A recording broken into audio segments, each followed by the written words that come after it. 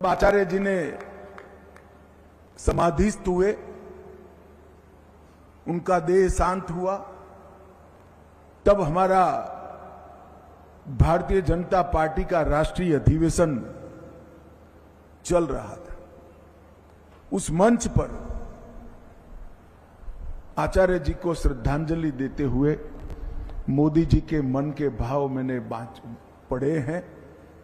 मैं निश्चित रूप से कह सकता हूं कि मोदी जी और आचार्य जी के बीच में एक बड़ा आत्मीय संबंध और संवाद स्थापित हुआ हो, तभी जाकर इस प्रकार के भाव अभिव्यक्त होते हैं। अंतिम समय में छत्तीसगढ़ में भी समय की बहुत अल्पता होने के बावजूद भी छत्तीसगढ़ आकर ही उनको मिले, और मिलने के लिए बड़े सवेरे घर से निकलना पड़ा, तो भी आचार्य जी का मार्गदर्शन लेकर ही वो गए। आचार्य जी का कार्य, आचार्य जी का लेखन, आचार्य जी के प्रवचन और आचार्य जी का संदेश वो खाली जिन शासन के अनुयायियों का नहीं, वो पूरे राष्ट्र की पूंजी है, और ये धरोहर को हमें संभाल कर रखना होगा। और ढेर सारे अनुयायी इन्होंने देश भर में अपनी कार्य संस्कृति से, अपने काम से, अपने त्याग से, तपस्या से, संयम से खड़े किए।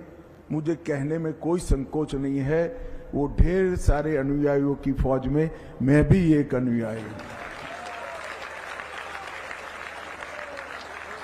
एक पूर्ण राष्ट्र को, धर्म को, संस्कृति को समर्पित जीवन, और जीवन के मानचित्र को कोई अगर रेखांकित करना चाहता है तो कल्प वृक्ष का ही मानचित्र सामने रख देना पड़ेगा। एक कल्प वृक्ष की भांति जीवन जीने का काम आचार्य जी ने किया, जिसके हर क्षण से राष्ट्र को संबल मिला, ताकत मिली, धर्म और प्रबल हुआ, त्याग और संयम का प्रचार हुआ। आज इस स्थान पर सभी लोगों ने मिलकर एक भव्य समाधि स्थान बनाने का तय किया है।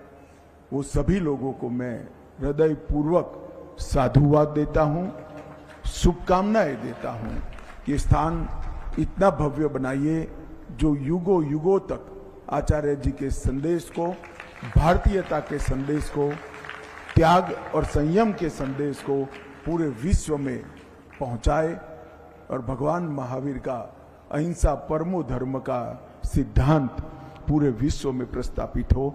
आप सभी के बहुत बहुत शुभकामनाएं। सभी मुनिगण और साध्वी जी महाराज के चरणों में फिर से एक बार नमन कर मेरी वाणी को विराम करता हूं।